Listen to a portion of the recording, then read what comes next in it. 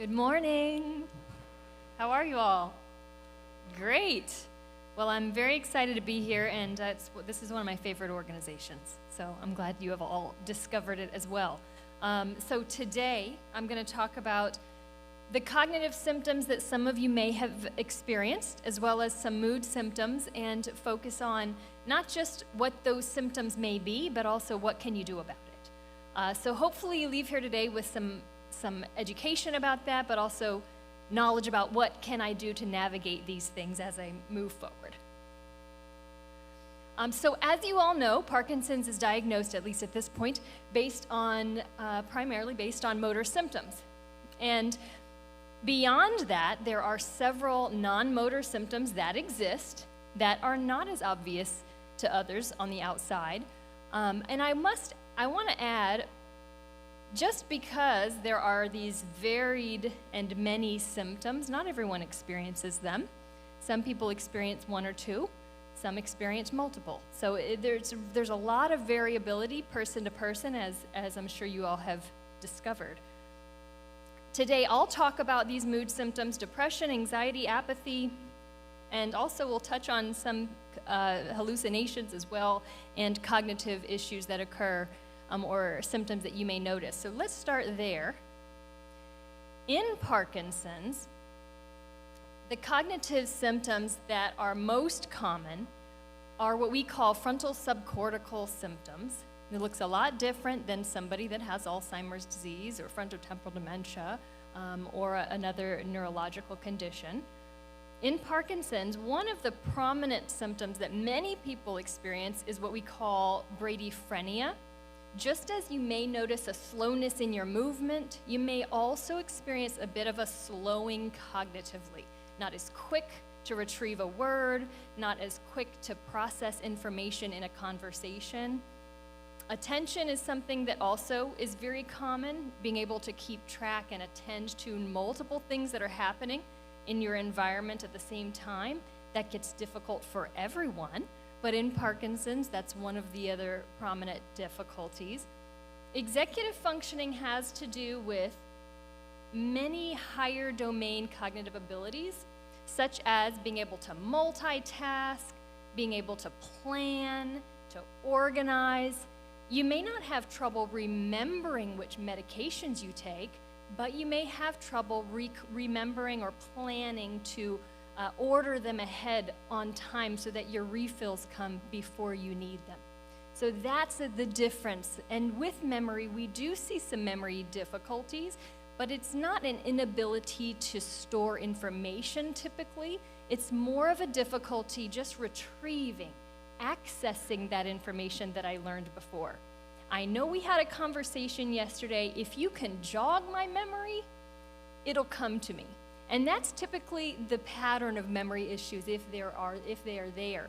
Now, of course, there's a whole range. You may have some more difficulties, and you may have less. Some don't have any trouble with this, so it's really variable person to person. Visual, spatial, and language difficulties sometimes manifest too, spatial difficulties being more common. So, for instance, being able to not bump into a wall when you're walking through a doorway, misjudging space, or if you're parking a car, parking a little sideways in the lines, that might be something that may happen. It's part of those changes in the brain that happen, and it's affecting that aspect of your thinking skill. In language is generally spared. It's not something we see as a prominent issue in Parkinson's, other than that speeded speech or speeded word-finding ability. Now, when we talk about cognitive change over time, we think about this preclinical phase or this asymptomatic phase as an early presentation. I don't have any symptoms. I don't really notice any cognitive change. You may notice something subtle yourself, but it won't show up on testing. In fact, about 30% of patients will say, I do notice some change. I'm not quite as sharp. I'm not as quick as I was before, but it may not even show up on testing yet. So it's real subtle. As this as Parkinson's progresses, a lot of people will notice some decline cognitively. And we differentiate mild cognitive impairment, or what's called mild neurocognitive disorder, from major neurocognitive disorder or dementia, based on your functional abilities. So cognitively, if you do have a deficit compared to others your same age, which is important to point out because there is normal age-related change that happens with everyone cognitively, if your cognitive deficit, when I'm assessing you as a neuropsychologist, that's oftentimes why someone comes to see me, is because they're noticing some change and they want to really characterize their cognitive abilities. Is this change that I'm noticing normal for age, or is this due to the Parkinson's or to something else? And so we'll classify mild cognitive impairment or mild neurocognitive disorder if there is a deficit for age, but it's not yet impacting functional ability. So you're able to keep track of your appointments, you're able to keep track of your bill payments, for instance. It's not affecting you functionally in a significant way. Whereas in dementia, that would be labeled if, yes, there's also cognitive deficit, but now it's impacting my functioning. I really need to rely on someone else to manage those things, or else I will make too many mistakes. Now, if someone is using some compensation strategies, they are noticing it's harder to manage their medications, for instance, but they can do it by using a pill box or by writing them down, then we might still consider that mild. We wouldn't really consider it dementia unless you couldn't even do that either. Now, I'm listing some prevalence rates here, and I want to say there's some sort of hot off the press, actually it's not even in publication yet, but there was a talk by Dr. Weintraub just weeks ago, and there are 2 large-scale studies that are looking at the prevalence of dementia in Parkinson's, and these newer studies, because a lot of the data that we've been looking at are really getting older at this point in time for rates of dementia, and these newer studies are larger scale studies, and they're showing more promising results. So it's really good news. The prevalence rates of mild cognitive impairment that we have been using for a little while now are about 20% at diagnosis will notice some mild cognitive impairment. After about 5 years, it's 40% to 50%. And dementia is diagnosed at about, let's say at 10 years, about almost 50%. However, this new data is showing it's about 25%, maybe even less, maybe as low as 15% after 10 years. So it's very good news. And I think that leads really well into the next slide that I'm going to show you. There are different reasons for this, for why these newer studies are showing lower rates. Part of it may be there are more younger onset individuals in those groups, and the progression for younger onset is a little slower, and the cognitive deficits are slower to emerge. But also, I do wonder, is it because we're also, as a population, we're learning so much about the benefits of exercise and these lifestyle activities that can help prevent or delay dementia. And perhaps that's manifesting now in some of this new data. So what can I do? Let's review that. What can I do to protect my brain, to protect my cognition from decline? Number 1 is really to protect your heart, because anything that is good for the heart is good for the head. You want to watch out for any issues that affect your vessels as well, so blood pressure, diabetes, sleep apnea is another one too that can cause some cognitive issues. Physical exercise, I know I'm not the first and I'm not the last person to mention this, and I'm sure all of you know this already, but I want to urge the importance of this because physical exercise helps with cognitive function. Individuals who exercise more aerobically, especially cardiovascularly, show a slower decline over time. It helps not just physical function, but also your mood and your cognitive ability. When you exercise regularly, your brain releases a growth factor called brain-derived neurotrophic factor that can protect your brain cells. So it's extremely important. You can research this on your own, but it could be a whole talk on its own as well. There are many different options here too, and I want to encourage you to find something that works for you. Don't give up because you feel you can't do the exercise you used to do. You can tailor an exercise, find something new. You could swim, you could do water aerobics, you can canoe, you can do Tai Chi, you can do cycling. And there are a lot of programs geared toward the Parkinson population for this specifically, some of which are represented in the vendors out there today.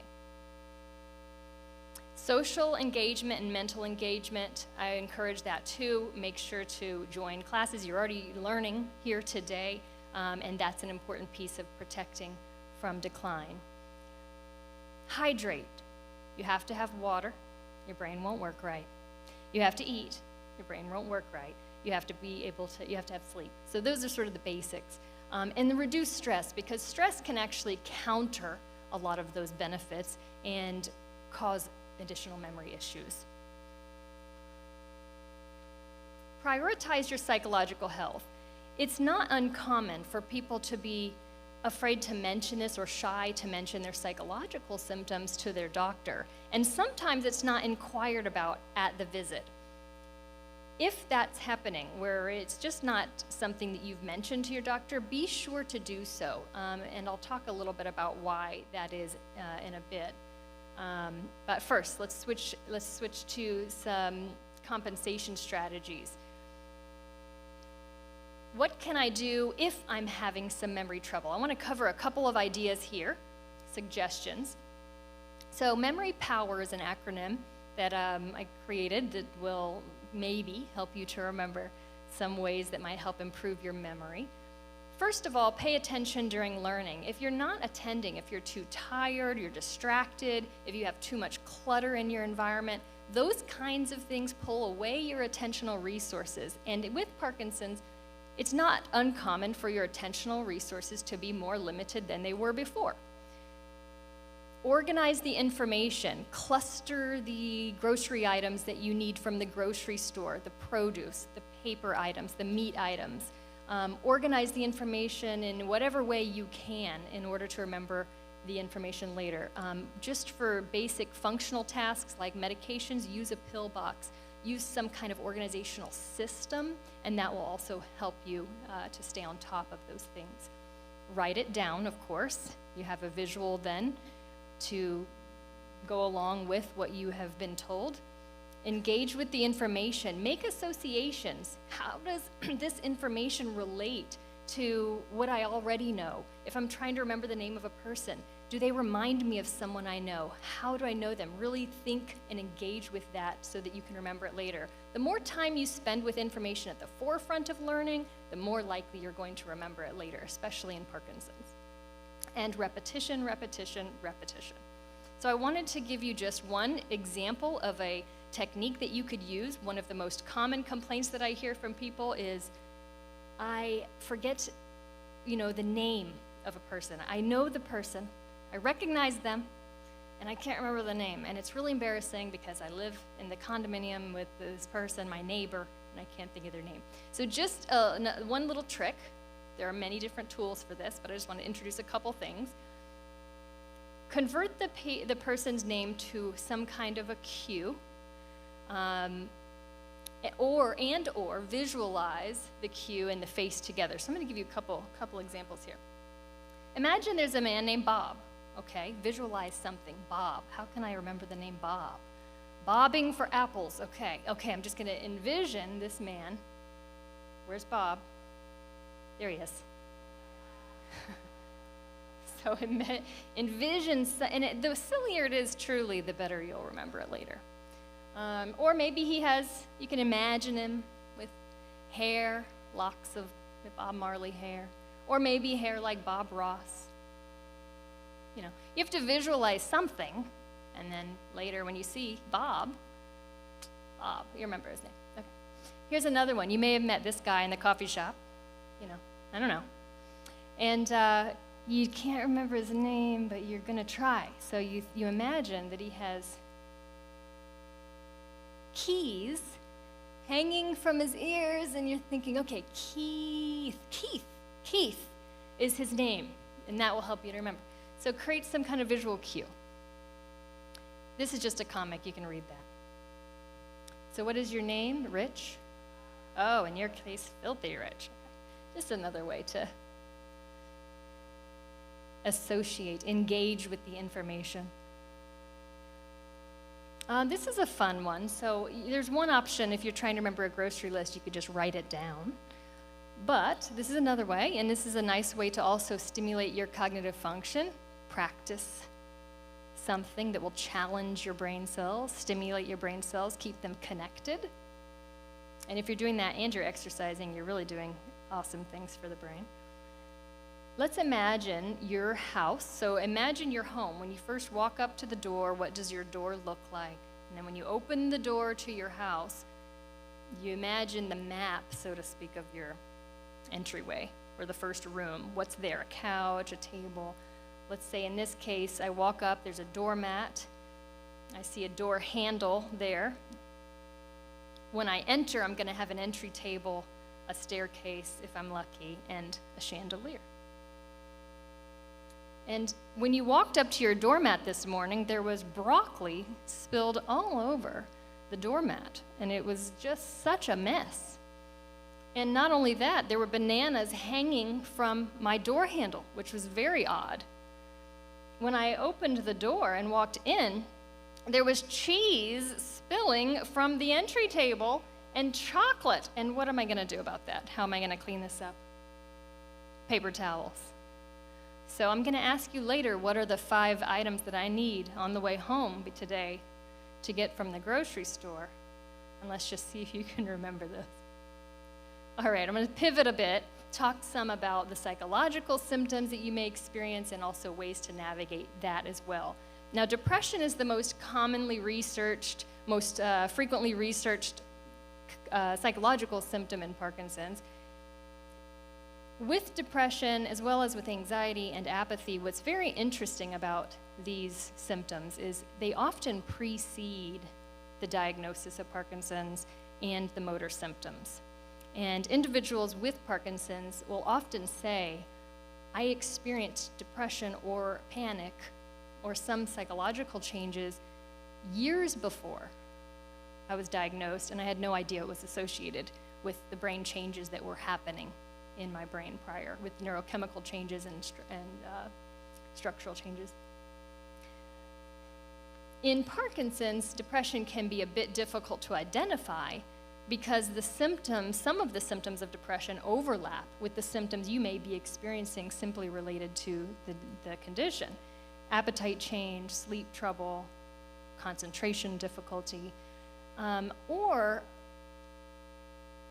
there may be an apathy. So I want to talk about apathy.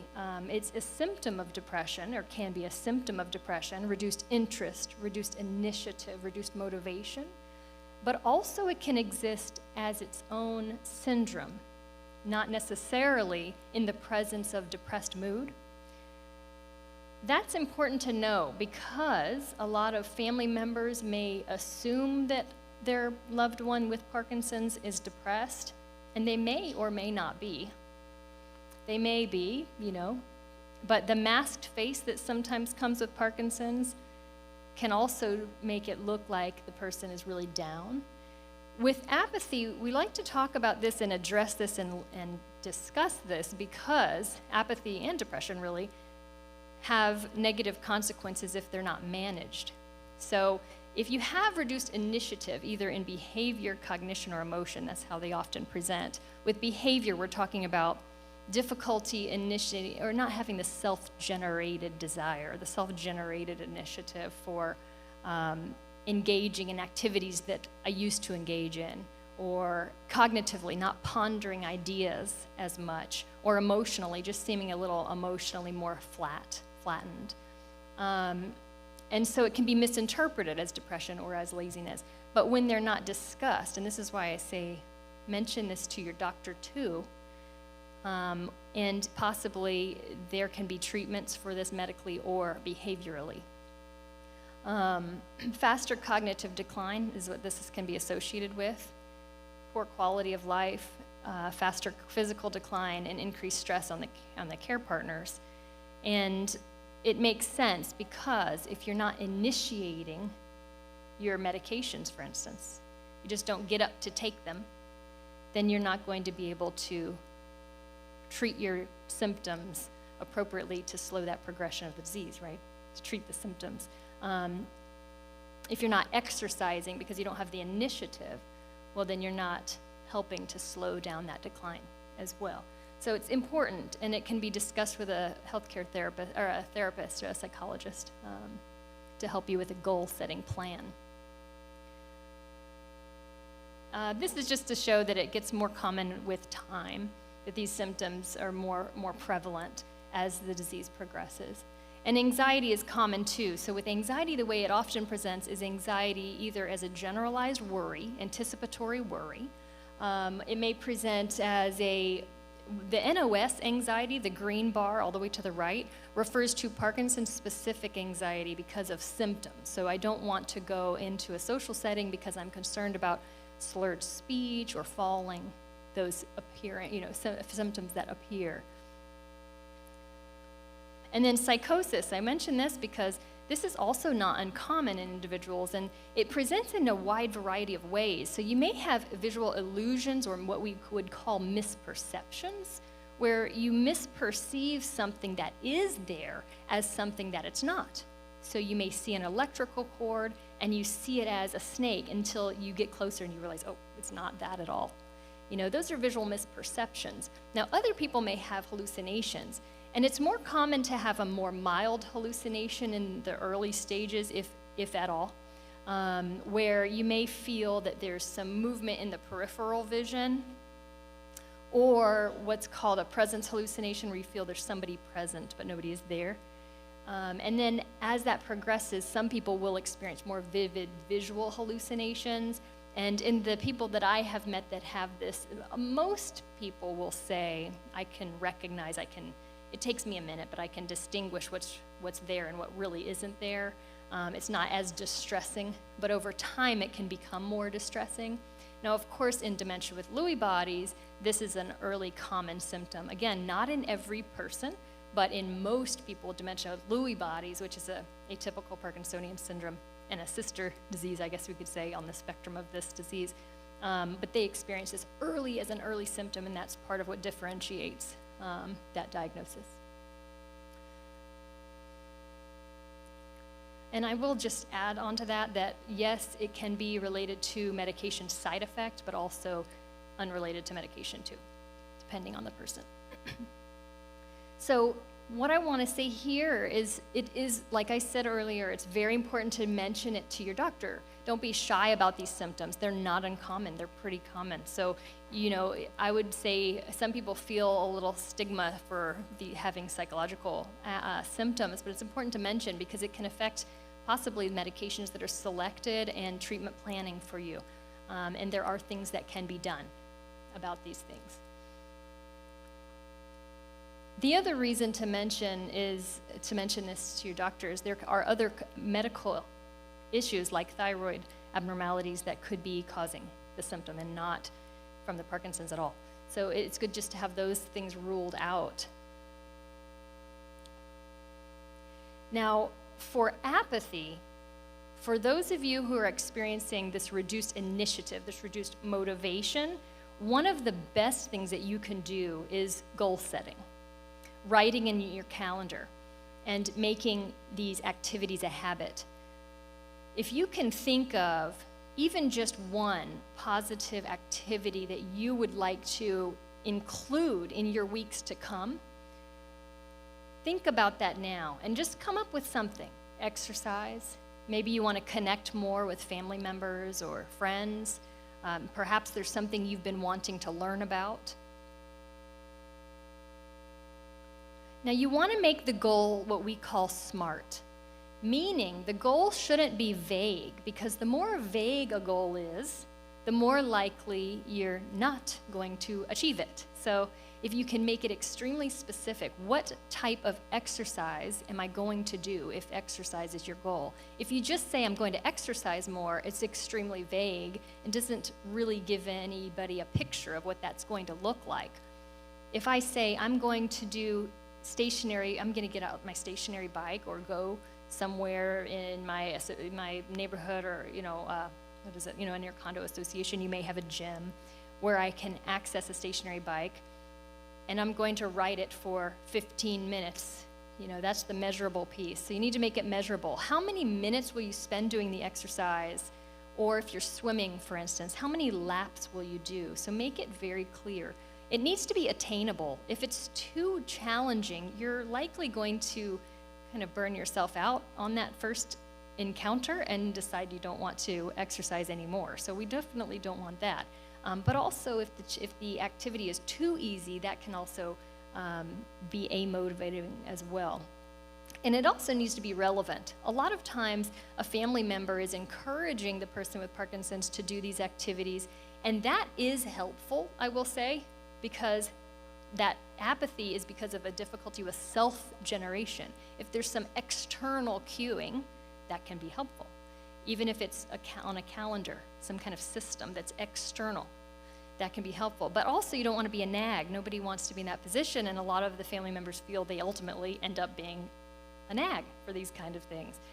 So find an activity that is important to you, something that you would want to do, and then make it time-bound. So what days, what times of the week am I going to engage in this? Monday, Wednesday, Friday, at 10 a.m., I'm going to do this stationary bicycling for 15 minutes, okay? And you can start small, because what's more important than the amount of time is the habit. First, get in the habit. Then over time, increase that amount of exercise by 5 minutes each time, every week, say. Start out just doing 5 minutes each time, just to get in the habit, if that's what it takes for you. So I will just say, the more intense the aerobic exercise, the cardiovascular, if you can get your heart rate up, the more benefits that it will have on your brain health and cognitive health. Now, for those that have depression or anxiety, cognitive behavioral therapy is one of the most empirically supported treatments, and it's effective in Parkinson's, not just in the general population as well. Cognitive behavioral therapy refers to a therapy that addresses cognitions or thoughts or habits of the mind. So in a therapy setting, what we do is we try to help people identify, what are your habits of the mind? Do you tend to make assumptions? Do you tend to jump to conclusions? Do you label yourself in a negative way?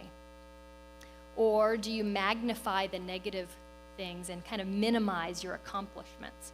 Those are habits of the mind that we try to identify. And those thoughts, those negative thoughts, can perpetuate a negative emotion, of course, and it becomes a cycle.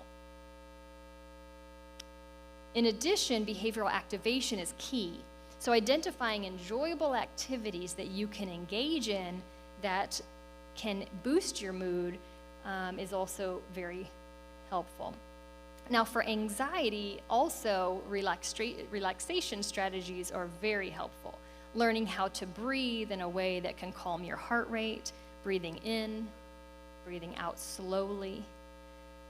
Progressive muscle relaxation is where you identify or focus on your muscles starting at the bottom of your feet and working your way up your body all the way to the top of your scalp. Guided imagery is creating a very relaxing place in your mind, whether that's the beach or whether that is in a safe place in your home. Whatever is a safe and relaxing place for you, envision it in detail. You want to incorporate all of your senses. So if you can picture a place that makes you feel relaxed, what does it sound like? What does it smell like? What are what do I see? And then you can take yourself there at a later time in your mind when you need to calm yourself down. And finally, but definitely not least, is mindfulness practice. And this is kind of a cure-all, in my opinion. So with mindfulness practice, you can address mood, Mood regulation, so if you tend to get snappy more so now than you used to, very helpful for that. Very helpful for anxiety and stress if you feel overwhelmed. Very helpful for pain management. Very helpful for cognition, specifically attention and executive function. So it helps in many ways. I would encourage you to research this further on your own and to try to find classes near you. You can do it on your own, but it's much better, I would say, in a session with others, because you have some support there and a coach. But it's about being present in the moment, about having self-compassion, about having compassion towards others, which of course I think we all need and could benefit from, and which improves quality of life, which is what is really important. So, who can remember what I need to pick up from the grocery store today? Excellent.